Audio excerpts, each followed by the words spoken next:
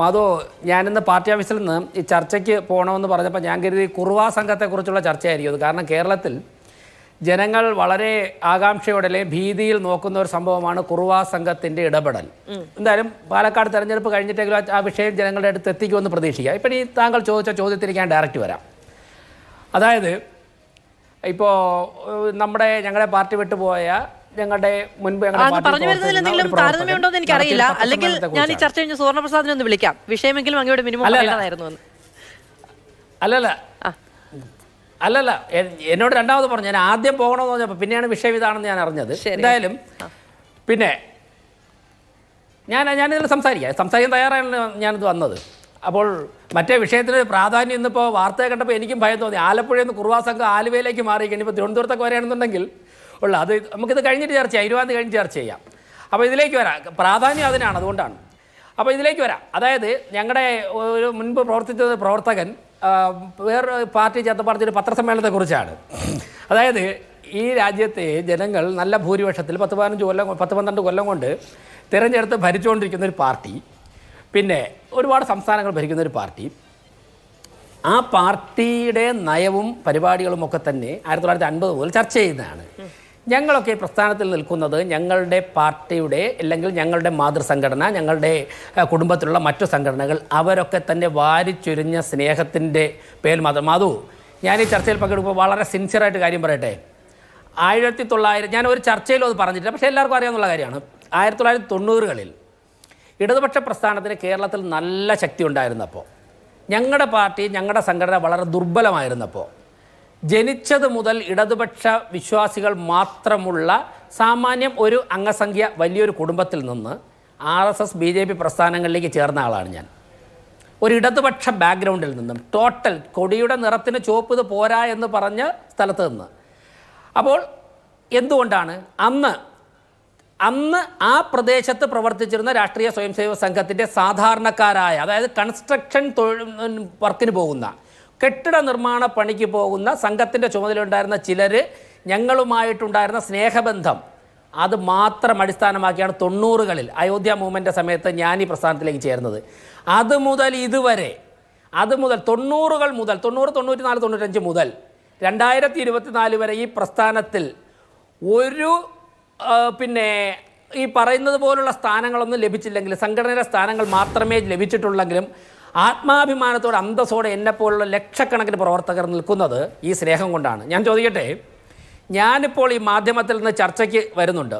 ഞാൻ BJPയുടെ ജില്ലാ പ്രസിഡൻ്റാണ്. അങ്ങനെയുള്ള പരമാവധി കുറേ പ്രവർത്തിക്കാനുള്ള സൗകര്യങ്ങളൊക്കെ എനിക്ക് ലഭിക്കുന്നുണ്ട്.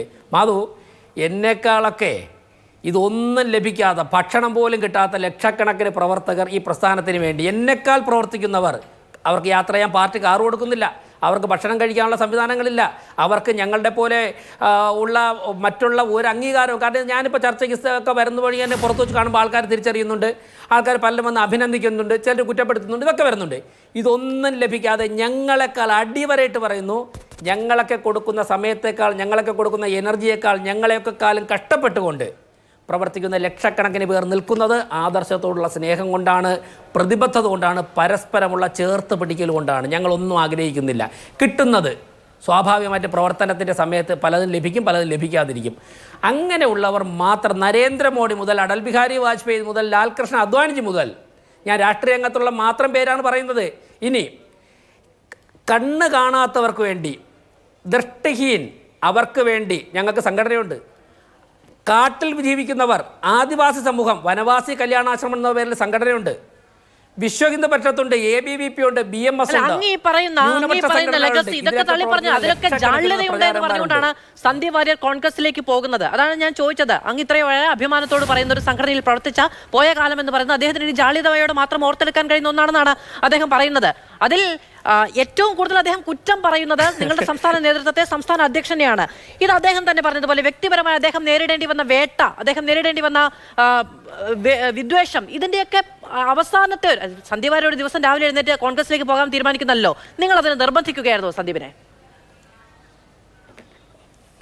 അല്ല, ഞാൻ പറയട്ടെ, ഒരാളിന് തിരിച്ചറിവും ബോധവും ഇപ്പോഴാണ് ഉണ്ടായത്. എന്ന് പറഞ്ഞാൽ ഞങ്ങൾക്കൊന്നും ചെയ്യാൻ പറ്റില്ല. ഇത്രയും കാലം ഞാൻ ചെയ്തതെല്ലാം ബോധമില്ലാതെയാണ് ചെയ്തതെന്നൊരു വ്യക്തി പറഞ്ഞാൽ എന്നെക്കൊണ്ട് കൂടുതൽ അക്കാര്യങ്ങളിലേക്ക് പറയിപ്പിക്കരുതേ.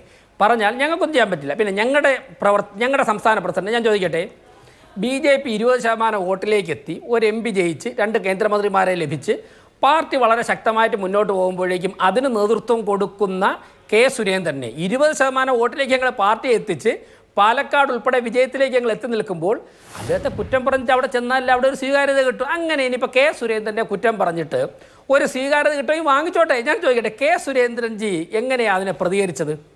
സ്വാഗതം, അല്ലെങ്കിൽ അല്ല ആശംസകൾ, പോകുന്ന ആൾക്ക് ആശംസകൾ, എടുക്കുന്ന ആൾക്കും ആശംസകൾ. ഞാൻ ഒരു പടി കൂടി കടന്നു പറയാം, പോകുന്ന ആൾക്ക് പ്രവർത്തിക്കുവാനും എടുത്തവർക്ക് കൊണ്ടുനടക്കുവാനുള്ള ശക്തി ഈശ്വരൻ നൽകട്ടെ എന്ന് മാത്രമാണ് ഞാൻ പറയുന്നത്. അവിടെ കെ സുരേന്ദ്രനെ കുറ്റപ്പെടുത്തിയിട്ടും കെ സുരേന്ദ്രൻ യാതൊരു ഭാവവ്യത്യാസവും കാണിച്ചില്ലല്ലോ. ഇനി കെ സുരേന്ദ്രൻജിയെ കുറ്റപ്പെടുത്തിയിട്ട് അവിടെ പോയിട്ട് സ്വാഭാവികമായിട്ട് അങ്ങനെ പറയണം. കാരണം popular front, SDPI, Jamaat Islami, ഭീകരവാദികൾ, രാജ്യദ്രോഹികൾ എന്നൊക്കെ പലരും പറഞ്ഞിട്ടുള്ളതും ഇപ്പോഴും ഞങ്ങൾ അങ്ങനെയൊക്കെ ഉള്ളവർ പ്രവർത്തിക്കുമെന്ന് വിശ്വസിക്കുന്ന UDF വിശ്വസിക്കുകയല്ല, അങ്ങനെ യാഥാർത്ഥ്യമായിട്ടുള്ള UDFൻ്റെ ക്യാമ്പിലേക്കാണ് പോയിട്ടുള്ളത്. അപ്പോൾ സ്വാഭാവികമായിട്ടും അവിടെ ഒരു ബേസ് ഉറക്കണമെങ്കിൽ പലതും പറയും. അതിൽ കുറ്റം പറയാനായിട്ട് ഏറ്റവും ആദ്യം പറയുന്നത് ഞങ്ങളുടെ നേതാക്കന്മാരെ ആയിരിക്കും. അതൊക്കെ ഇതിൻ്റെ കൂടെ ഉള്ളതാണ്. ഞങ്ങൾ അത്ര